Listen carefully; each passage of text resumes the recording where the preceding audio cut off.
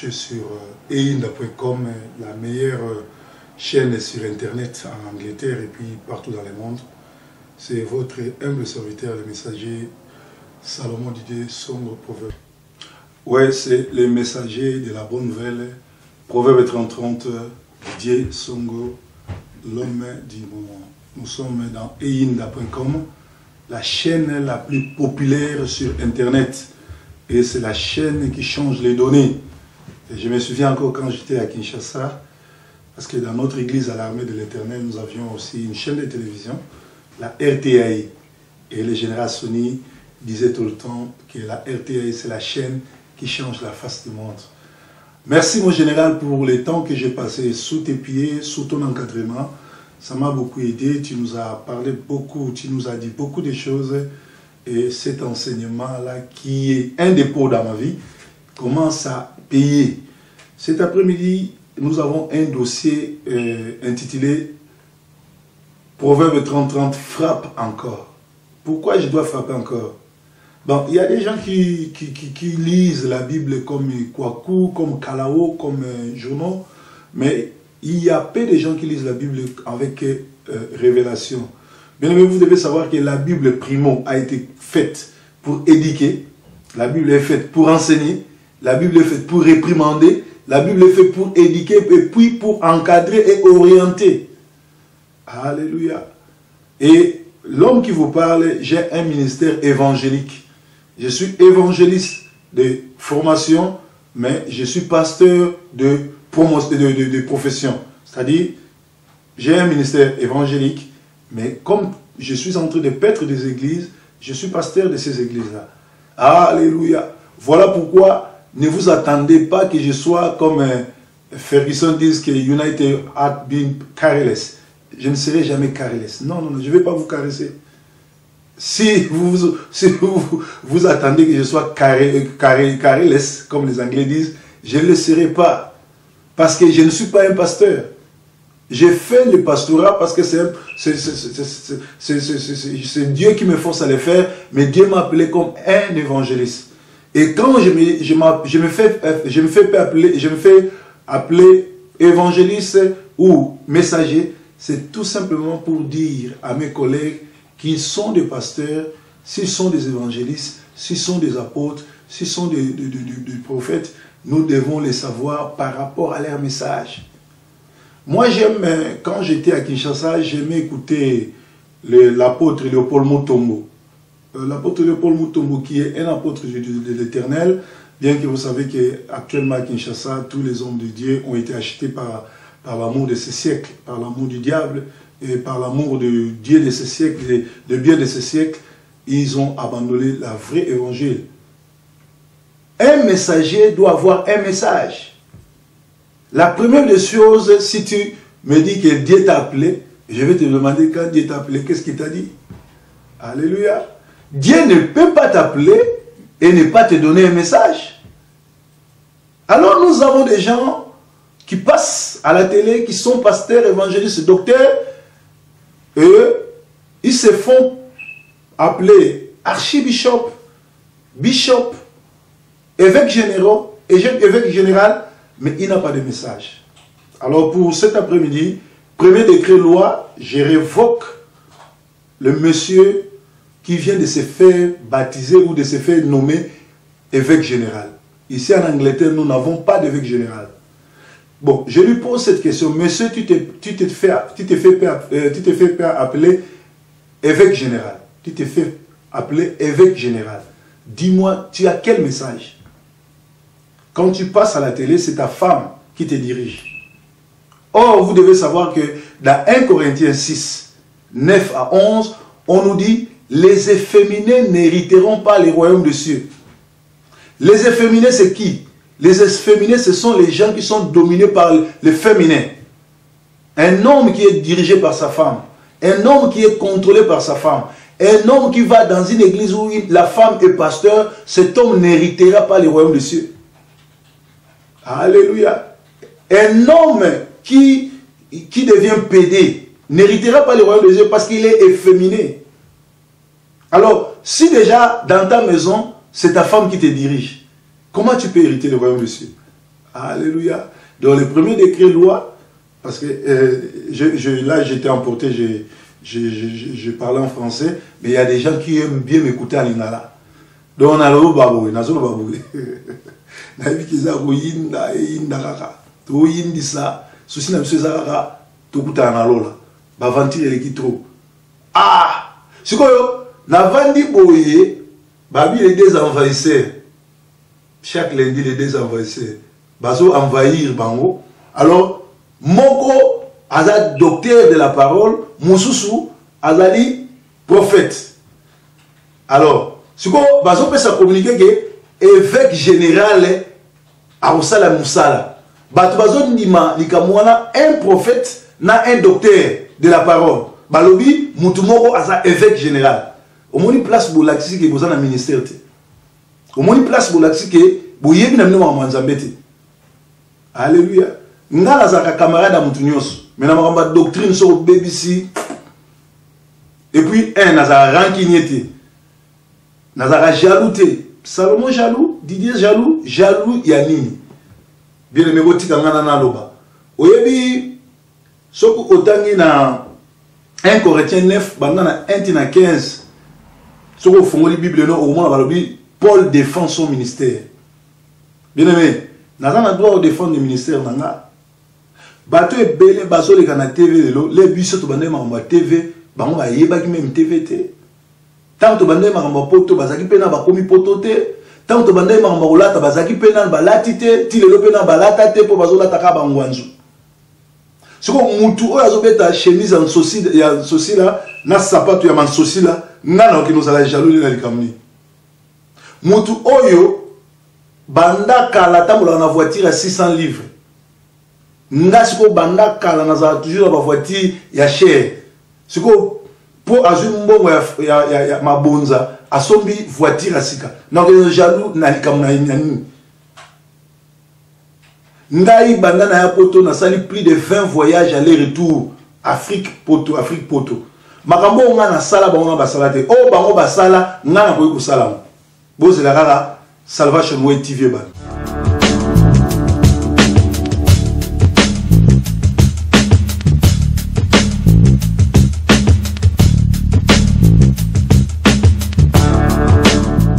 Beaucoup rêver makambo yonano bomona te miracle parole nguya forme évangile bonté kokaba bomona ngo pona bomona te.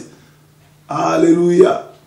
Alors na sali premier décret loi mutuana aza évêque te tozana évêque na mboko te ngana yedi ke tozana ba bébé spirituel tozana ba quelques frères et puis tozana ba quelques basali basali na nzambe ezana moko atuninga ado malanda à partir à Londres atuninga bi pasteur siko yo batunyo so ondima bango te yo ndima na te omoni de la diaspora aza mutu moko alingaka bato babosa bato bateyaka bien soki lelo otuninga awa na Angleterre banani baza ba vrai prédicateur na koyebi soki moko ba vrai prédicateur ezali Docteur Job na Manchester à terre à bien. Na voyez ce que nani évangéliste mukendi pour nga na ebeli évangéliste na ebité mutu soit évangéliste akomata gradité évangéliste mukendi abandaka kote abeli azali na wonderful bolera ye na chaîne ba collabo na pekisa ki na chaîne wana peut-être biloko eza kuna talaka balobi batu bazala ba cherche qui ba singa rouge na loketo et ko yupe ko sala ka perdre contrôle pasteur Maps a ça l'expérience a sauté à bien. Alléluia. Donc nandima ka batu nandima ka collaborer na pesa ka pe med association daibo mona na invita ka pe batu ba yepa nanga surtout que na Glasgow tout ça na doyen mo za kuna aza doyen vient na lisungi pasteur Lisungi, doyen, bah on va mettre nos témoignages. Il y a Salomon. Pour bah mon angane na banda ministère. Alléluia. Et ce qui total ici sous, nous avons flamme. Nous n'est terre très bien. Nous n'est c'est un pire master. Bah tu vois le banga la zara ba camarade ba zombo tena ba camarade ba zombo belé penalinga ba on tokola. Nous n'est ça vrai muninga. Mais nous, eloko, toyokana bien te, parce que n'a pas ça un conseil que moi soyo, assez yosa ministre, moi c'est accueilli. Tant on dit au bala te moi soyo a bota déjà na mutu na kati ya communauté. Moi c'est ça qui moi c'est moninga. Oza pasteur yo lukozo msalibala wana mekokende ko bala te, pour ça moi c'est na bana batu. Bon, moi la maya mona qui on mabe problème te, mais je sais que c'est un grand prédicateur. Et puis na lingarai. Mais ba o mususu batikali ba mu debriaka. Na yebi susu pasteur Béni na Jérémie bansuela ate arabien. Nazo mona susu tozana benga ba vedette en herbe basebele na ko kotanga meba o wana o baleka na TV bango bana mususu bazo débrier na bango. Alors moko atuninga ezali sœur Nabiso na Londres benga inga lobi pasteur siko tozomona basi bazoteya siko o lobi ke totangi na Bible eza solo ministère ya mwasi eza raté mais to moni le basi bazoteya o lobi eza esprit ya Jézabel to comprendre mais na basi nyonso to bazoteya mwasi nini vraiment o soki yo lobi ba autoriser basi bateya yo ko ndima ministère na ara moko mama mbongo. Alléluia. Azaka boko mama bongo. Mama mbongo ya nzambe malamu aza mwasi ya koteya ba mama. Aza mwasi na ko akoyi soki le babi mwasi ya comme pasteur ye azwa naval nanga parce que azo maîtriser makamnyo surtout. Mais ba o tu batikali eza nango cirque, eza nango ba aventure. Bon lokola to komi na tanga suka na yite mutatini ba monana. Mais ba osala ba aventure pour ba na message te. Et osala passe mi oleki na mobile no na TV. Yozo mvuka ye na TV bat news to ba wala ndage yo mto mvuka ye. Mobile alo barate yozu parole. Yo kamba makamnyo. Alléluia. Alors si koyo poto na parole ya solo ya Nzambe avant to continuer noso na kosenga na Christopher Bomona été mais azawa na mukulali Bomona c'est un français oyo avant na nanda nazana ba allemand nazana ba british nazana ba français nazana ba congolais nazana moi ba te belé na kadraka o bazarananga Christopher Aouta France azana biso akotanga la biso na 2 Timothée 4 banana 1 na 5. 2 Timothée 4. Si tu peux dire ça, Christopher, s'il te plaît. Je t'en conjure devant Dieu et devant Jésus-Christ, qui doit juger les vivants et les morts, et au nom de son avènement et de son royaume. Prêche la parole, insiste en toute occasion favorable ou non reprendre, censure, exhorte, avec toute douceur et en instruisant.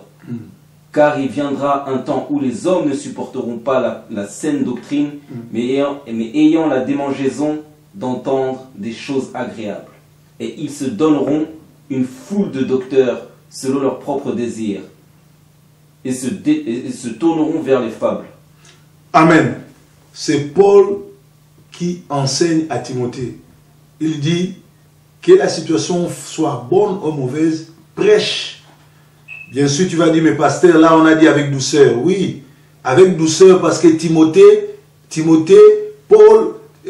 Paul était un pasteur, un apôtre, et Timothée, c'était son fils. Mais Paul lui-même, il était dur envers les gens qui étaient mauvais. Bien aimé, sur la Bible, au monde a attitude à Jésus devant les pharisiens, attitude à Jésus devant les sadducéens, attitude à Jésus devant les sacrificateurs. Tu verras que Jésus ne leur laissait pas la chance. Jésus était trop dur envers eux parce que eux, c'est eux qui freinaient les gens, c'est eux qui bloquaient les gens, c'est eux qui maudissaient les gens. Attitude, il y a église, il y a tant où il y a Jésus, attitude, il y a grand prêtre, attitude, il y a pharisien, il y a un peu les deux en. Alors, devant audience, il y a Batouane Mouana, alors il faut faire, il faut reprendre Bango avec chicotte. La preuve, Banda na bandi bémission oyo, il y a eu beaucoup de changements. Les gens qui surtout sur la TV, azo banga lobi me muto yo azawapi. Muto azo kanga, ango mikolo komi o teyi mabe na reprendre maté wana na teya proprement.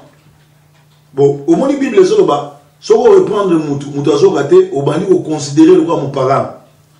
Mais bon que nous le que Salomon azali rancunieux, Salomon azali orgueilleux. Salomon azali jaloux bato bakola nanga baoyeb sabino ke naza malamu na kabara mingi na supportaka mingi na kumisaka bato oyebi lelo na kanda mingi po ani na uti na armée de l'Éternel pasteur na ngeza pasteur Sony a forma biso pasteur Sony alinga ngami mukolo na bala apesanga ndako na mbinza pigeon na voiture BMW série 5 Caritas mwana ne azana Glasgow akoyebisa bino kalani te bomona ba image ba pasteur ebele bazalia to ça pe na moko azalaki témoin azaki directeur cabinet pasteur Sony aza awa et naza le seul l'armée de l'Éternel la la chambre ya pasteur Sony parce que là na balaki chambre ba pesaki nga ndako na kindeki ezaki ndako pasteur Sony na la na chambre naza le seul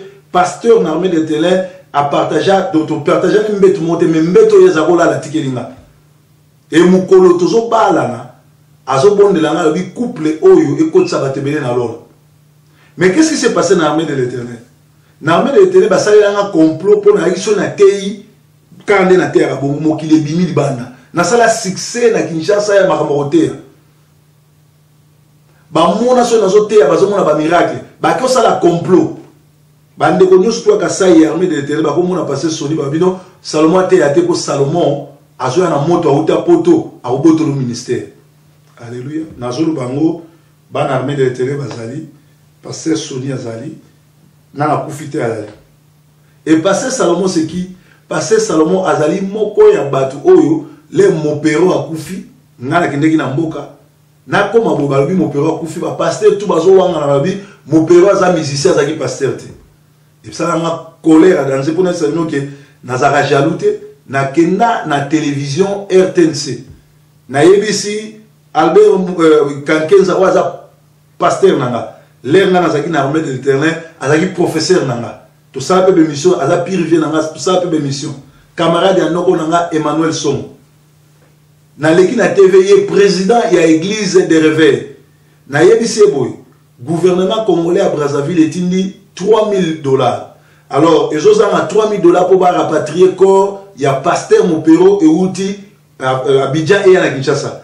Ce qui bino église de réveil bobimisi mbongote nga nazo bimisa 3000 wana na komi président ya église de réveil Kankenza Yolongwe na loba na TV et puis ça pasteur Kankenza palpite babimisa 3000 bafuta corps ya Mopero ezonga c'est-à-dire que ezali naza jaloute na intervenaka makambu ya mangembo na salle bato bazao kanisa kingana pasteur ogito yoka na rate nazaki na problème na été na reprenant qui est par rapport ya mate ya mabe ate yaki à part wana na problème n'était naza na problème personnel na mutute na reprenant bato nyos ba kofi bato belé soko la histoire et on a se pla ba professionnel de la presse ba beta histoire na nga moko alors tango mutazo reprocher bato ba faible au lieu ba comprendre que ça solo ba on parce qu'on est à jaloux azo se platé aza bolabo ngana yebi ke bible zo bisanga esika mi balé to mi satu basanga ni Yesu azawana sikoyo yebi sanga nazalaka na suscité nazalaka ne sengo na nombre ya bato nzamba pesanga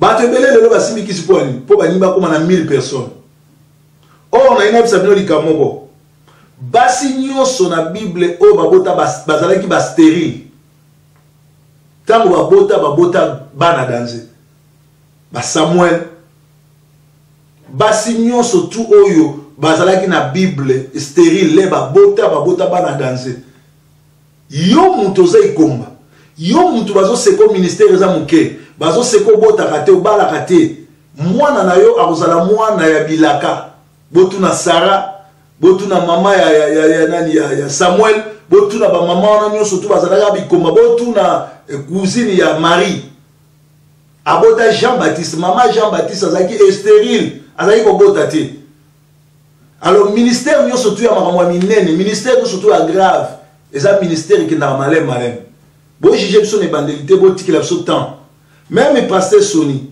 église lelo pasteur Sony akimaka église na ye ne papa même bakimaka viva la musique pasteur Sony akimaka église po ba bazaka te mais lelo comment ça va plein na mona pasteur Sony funa landa lokolo na ete mais biso bato bayaka lelo to sala musala bato bayaka na ndako nanga déjà plus de 8 Batu bayaka na bango. Et puis nga naza pasteur on a kontaka nombre batu te, na kontaka batu combien qualité ni tozana. Na kontaka quantité te, mais na kontaka qualité. To bimana na masolo ya qualité, ya quantité, to kota na masolo ya qualité. Bo yebisa nga bino boza 900, boza 1000, soki yeso aye combien ba kota na lo? 0. Chiji. Alléluia. Alléluia. Nzamba za malamu obi na lobaka likamoko tangu nazali na kino bi bon. Omoni Patrice alobi asambela. Ponga benga frère Patrice te po za frère te. Am paga. Wera asambela te. Mena obi sabino likamo na wera son na Patrice mutazana bonzambe makasi eza wera son. Mutakaba eza wera son. Lelo oyo papa ya Patrice na wera son na za papa moko soki wera kei et pas na yenda mona ka nzamba yo tala. Mais soki Patrice ake otala ye amona kaka ngebe na ngebe. Pona nini? Parce que frère Patrice a kabarate, frère Patrice soko louer ben si on louer a obeta musique et pas na yo, faut louer un instrument na ye. Oh wera za na mitema ko kaba. Et lelo yo nazo mona ba image na na image que frère Patrice akoko ma saper. Alléluia. Oh lelo oyo wera malgré za collabo azana bonzambe akabaka azala makambo ibela malamu koleka frère Patrice. Donc wera soki to bondeli pona il pourrait devenir un grand serviteur de Dieu mais Patrice te. Alléluia. Bien que wera moi ce n'est pas comme pasteur, ça style. Comment moi c'est un pasteur papa azan noulis pe asimba ba plan. Alléluia. Alléluia. Do makambo ngezandi mwana ndeko na ngai. Proverbe 30-30 à l'ingibino mingi, Proverbe 30-30 à sepela galabino, mais tout ça a un problème, il faut tout ça là-bas. Bilan, il y a église de réveil. Église de réveil, là, réveil et rali kola musabato. Or, l'église de réveil a échoué. Alléluia. L'église de réveil a échoué. Nous sommes devenus beaucoup plus des manipulateurs, des apprentis sorciers, des escrocs que de prédicateurs de la bonne nouvelle. Or, Jésus-Christ a quitté le ciel, il est venu sur la terre pour sauver les âmes. Il est venu pour que nous puissions entrer au royaume des cieux. Mais quand nous, les hommes de Dieu, nous passons outre ce qui est la volonté de Dieu. Alléluia. L'église a échoué. Martin Luther King dit, quand une église n'arrive pas à donner des solutions aux gens de cette génération, l'église a échoué. C'est l'église des réveils qui devait donner les solutions. C'est l'église des réveils qui devait donner les solutions au mariage, les solutions dans notre pays, les solutions dans tout ça. Oh, aujourd'hui, ce total, il pasteur mingi, oh, non, pas pasteur, bah chrétien mingi, bah ça même pas chrétien. T'allez là, t'es là-bas.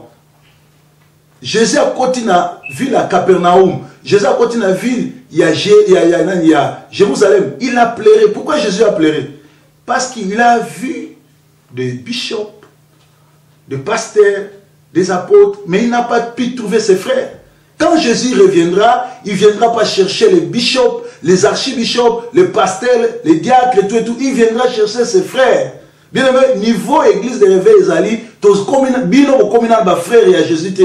Même il n'a pas il faut na baptisation makambo belé. Bien aimé, tous on peut sa solution té. Comment on qu'une église il y a 800 personnes, 600 personnes ba na kati ba singolmada, ba boba ba mabala, ba pesa ba mibali na ba 100 mètres, ba solola ba peksa même mibali ba ya kotala bana. Oh Dieu d'Abraham, oh Seigneur Jésus.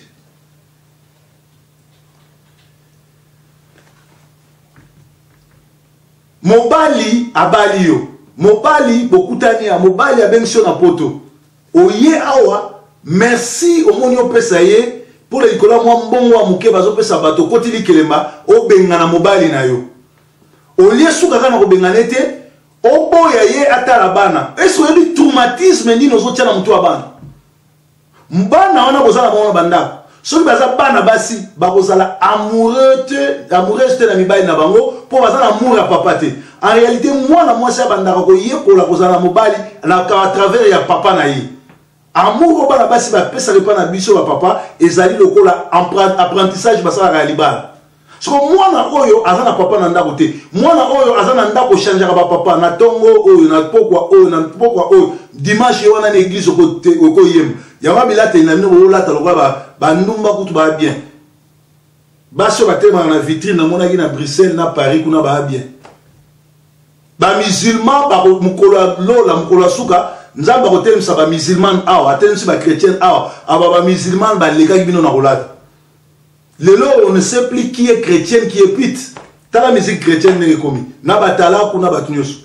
Mutu moko a commis na pasteur Salomon Takola lui orchestre ya bien. Ce que bolingi église sont a bien. Sankayon sa na chant. Sankara de kunta na drum. Blaise élément na chant. Michelin Tokalos Atala. Yena petit moko abatala ko ba bale siko ngai na lisango na hotel.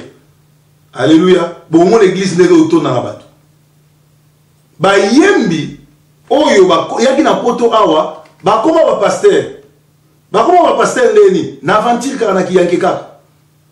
Alléluia. L'église de réveil a échoué. To réveiller ba tout to endormi ba tout bien. Oyebi na kumisa bakimbangiste na landaka choral na bakimbangiste loko na lingeza choral na bango na bose la laisse salvation wele TV urban o na documentaire église kimbangiste fanfare na bango na tala na ba tant na zoata na nga ya ba repos na zolanda ba documentaire na zo parce que un homme de Dieu doit s'informer, doit connaître les choses na kota na internet na la autodidacte na ibma kambo belé na ibba news surtout na tala kama kambo tout ele kana mokili sauf ba film porno na tala amte. Alléluia. Pour écouter un élo monte. Qui bakimbangiste tout ce qui ba outi ndako ba ke église bazonga anesem. Kimbangiste tout au monde kaka défilé azana mshwara na pembe. Akene ba betele fanfare abini ba betele mate azongi nesengo. Oya biso église de réveil mutu aulongo ki na ndako nesengo aye okuta ba mbokela aye okuta bazo kwa kele mbokela pasteur azo finge pasteur azo la kele mabe. Alléluia. Christopher, tant que nous passage il y a 1 Timothée 5, 20 à 23. Ceux qui pêchent, reprends-les devant tous, afin que les autres aussi éprouvent de la crainte. Je te conjure devant Dieu, devant Jésus-Christ et devant les anges élus, d'observer ces choses sans prévention et de ne rien faire par faveur. N'impose les mains à personne avec précipitation et ne participe pas au péché d'autrui. Toi-même conserve-toi pur. Ne continue pas à boire que de l'eau, mais fais usage d'un peu de vin à cause de ton estomac et de tes fréquentes indispositions. Alléluia. Ne continue pas à prendre seulement de l'eau, mais bois un peu du vin à cause de quoi? À cause de ton estomac et de tes fréquentes indispositions. Ça, il n'y a pas de commentaires. Je ne fais pas de commentaires parce que je vous laisse à vous de commenter. Reprenez encore 1 Timothée 5, 20, le verset 20. Ceux qui pêchent, reprends-les devant tous, afin que les autres aussi éprouvent de la crainte. Allez, stop-toi là. Ce n'est pas moi qui le dis. L'apôtre Paul dit, l'apôtre Paul c'est l'homme, l'apôtre par excellence, l'homme qui a été élevé jusqu'au 3e ciel. Dieu lui dit, dis à mes fidèles qu'il fasse quoi? Que celui qui fait du mal, qu'un autre homme de Dieu vienne les reprocher publiquement, afin que les autres fassent quoi? Que les autres aussi éprouvent de la crainte. Donc, il y a autant la Bible était, autant la Bible roi Kwaku, Proverbe 30-30, à ça ma Bible. Quand je monte au créneau, ma petit ngaya, ma petit démon Mike, comme non, type on la film. Bon, toi, film Alléluia, continue mon frère. Les péchés de certains hommes sont manifestes, même avant que les juges, tandis que chez les autres, ils ne se découvrent que dans la suite. Par exemple, Moutazo est dans la TV.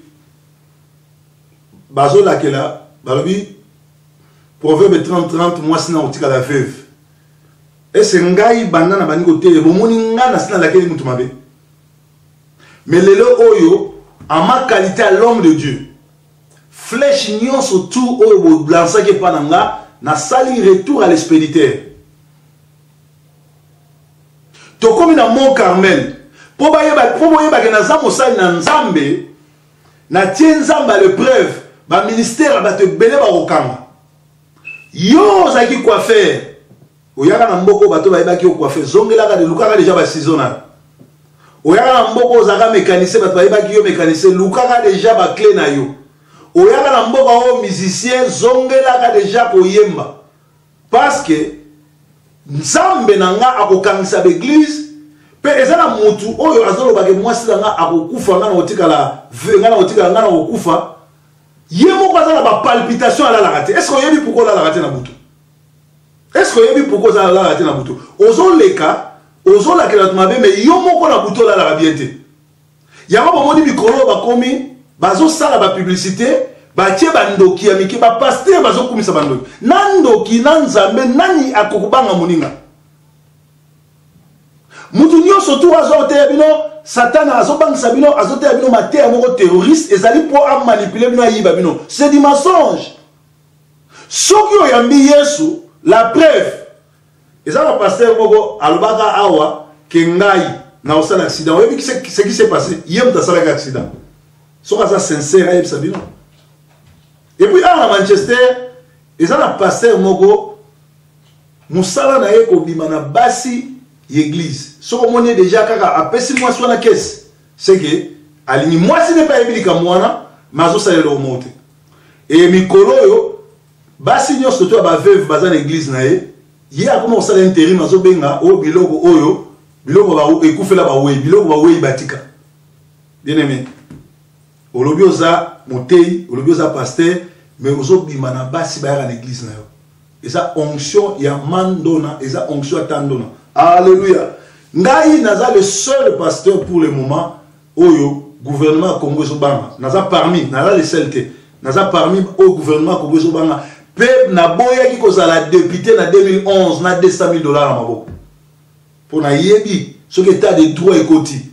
Ce qui n'a pas député te na osa mukonzi munene na mboka na biso. Parce que dans un message qui peut bouleverser peut changer ba donner. Alléluia. Alléluia.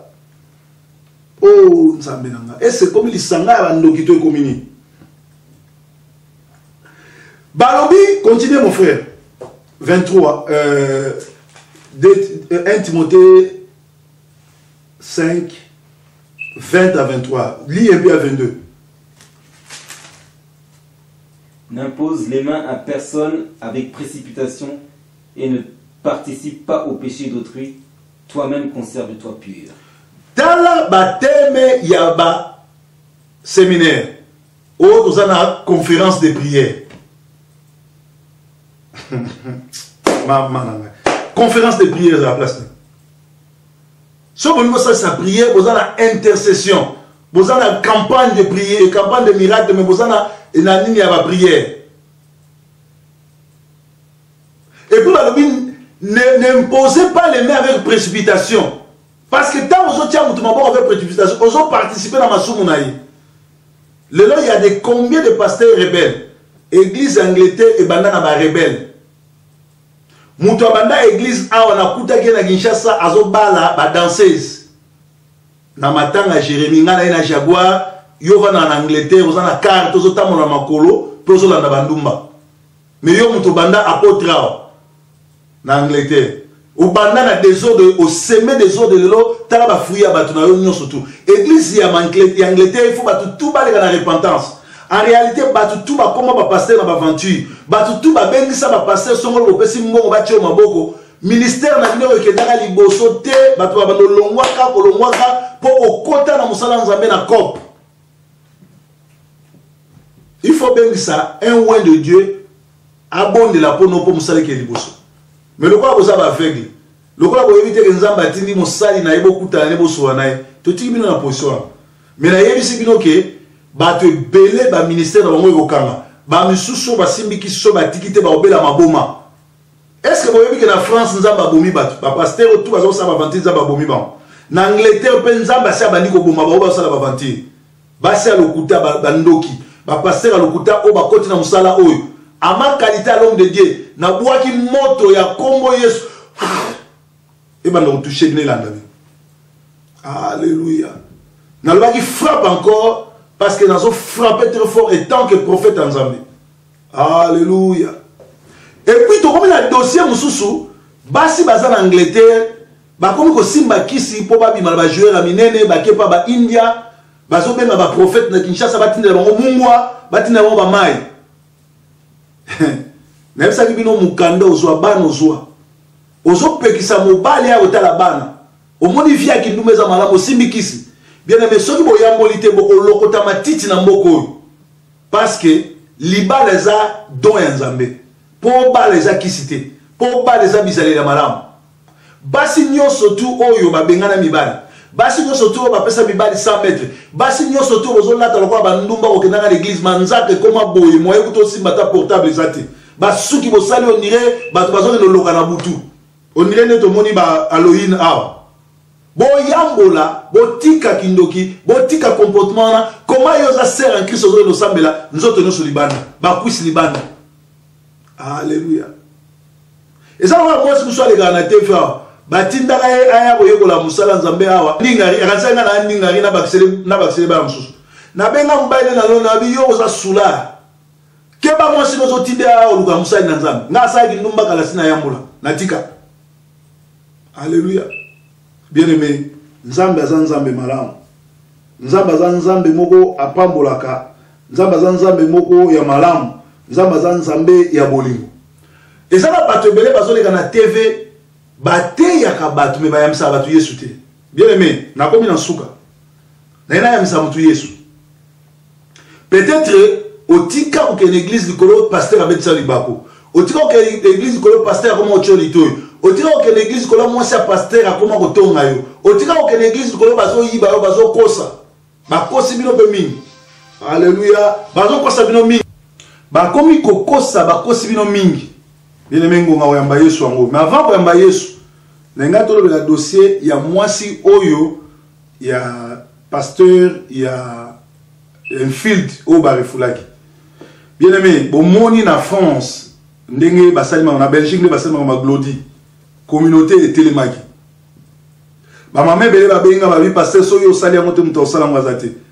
Nazo lancer appel na général Ngando na Mbayo na Mokekese pe na papa na biso ou azali président communauté vraiment eloko boko ko sala bo qui n'est pas pasteur wana appelle ça bino passeport ya moi sinae pe bino ba mama nyonso tu oyo bozana kosa ko sunga mama wana bo benga mama Mimi azala na Londres bo tia cotisation pour na ba mama wana bo benga ye bo tia ba cotisation bo aider ndeko na bino mwasi wana zonga aya ko batela bana nae bo yebi problème la ini mutu wana Alexa ki mwasi na liboso siko mwasi opa linga Alexa le kwa mwasi azama nazana Nzambe makasa moni ke mwali ezate yama zongisende mwa eza problème musute batu wana baza batu mabe baza batu basimbi biloko tango biso tozo babongo na biso batu mabe alors bo tala bo sala nyonso tout sala mama na zonga baboto la passeport wana azonga akoyiko ya kotala bana na ya sala vie na ye mobali wana pe continuer ko sala na Nzambe na Alexa ka batu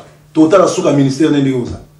Alors to komi na suka et donc on a beaucoup sabino ezali église de réveil échoué parce que to sali ba séminaire to sali ba nyonso to sali ba bazo bon wana te ça cela devient de pire en pire. Mutu nyonso tout oyo azo so moi 400 500 bato azo ninga soko envoi mana sima na bango azo ninga soko oyo akoma lokola roi a diriger bato wana kabola ba foyer na bango mais azo zongisa mabala te. Vous avez une église, il y a 800 personnes, 600 femmes divorcées, pasteur qui parle à donc, l'église à réveil est déjà infiltrée par les diables. Alors, il y a aux intercesseurs, bonne la rapport l'église.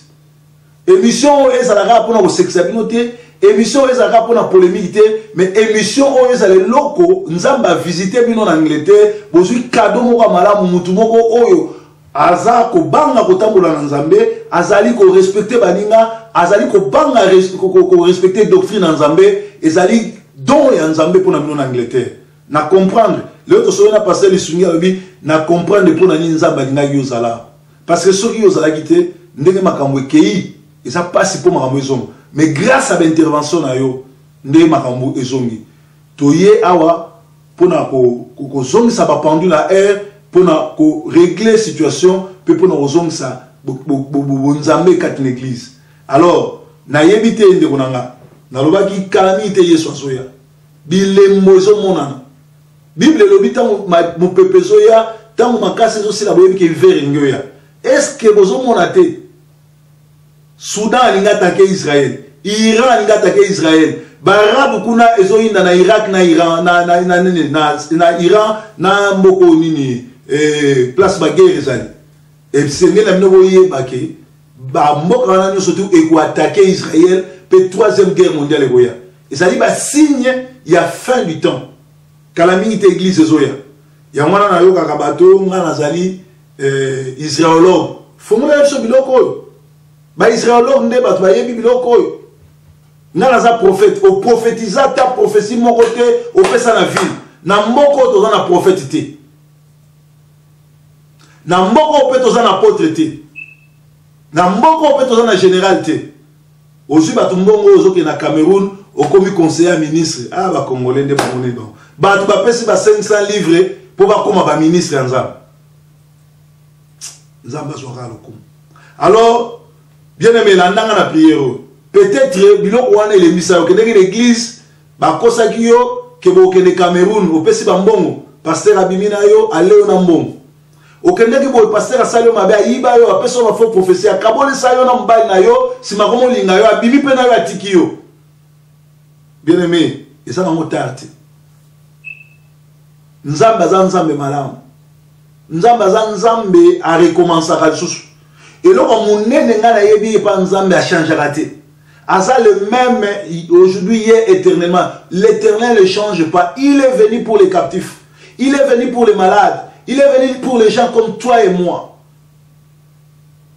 10 ans passés qui pouvaient 15 ans passés plutôt qui pouvaient accepter que Didier pouvait prêcher la parole bien aimé j'étais un mauvais la prison c'était la place où je pouvais être à l'aise mais aujourd'hui Dieu m'a fait quitter de la prison à la royauté.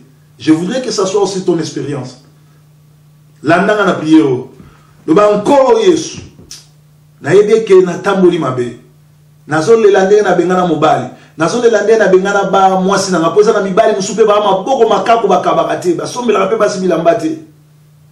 Nazo regrette po na nyokola ki papa na ngana, nyokola ki mama na ngana, funda ki bango na finga ki bango, na kosela ki pasteur na ngama kamo. Na kosela ki mwasi pasteur makamu na kabola église. Na tomboke la batu na bimana batu na kena na bango motomboki nzambe limisanga nzambe na loba mabe ya batu na finga batu na yiba na kosa na zwa mwasi ya batu na zwa mobali ya batu na escroka batu ya voyage bambongo tout et tout nzambe limisa loba nzambe alimisa yo na nyonso yo sala banda ko tubela masumu na yo banda ko senga pardon présence en Nzambe zakat na sika oyo ndemo zo la nanga nguya Nzambe ko toucher yo pour se repentir a guider yo l'église malamu pesiko landanga do bankolo Yesu merci ndemo limisinga ya solo na zamu tupamba na zamu to masumu na mérité yo ozala na kati na ngate kasi na landi mate ya mosali na yo na sengi pardon na comportement nanga na fongoli motema nanga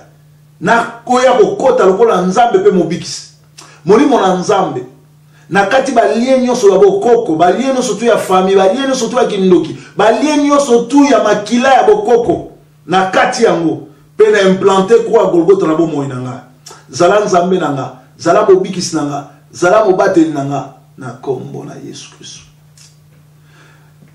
Nzambe ozali Nzambe nanga O Nzambe ozali mokonzi na ngai o na ye kogumba mela yo nkolo e lokumu kembo na yo merci lokumu kembo ezongepa na yo kimia ekota na bandako nyonso ya ninga ba o bazanga ki esika kosambela Nzambe tindika bango na l'église ya solo ba o bazana Manchester bozangi esika boya bongo chaque dimanche na Clayton na World Harvest Christian Center nzambe a visiter bino ezali bongo na Aldi pembeni ya Aldi Clayton ezaki mo palangani si sango malam Proverbe 30-30 le messager de la bonne nouvelle. C'est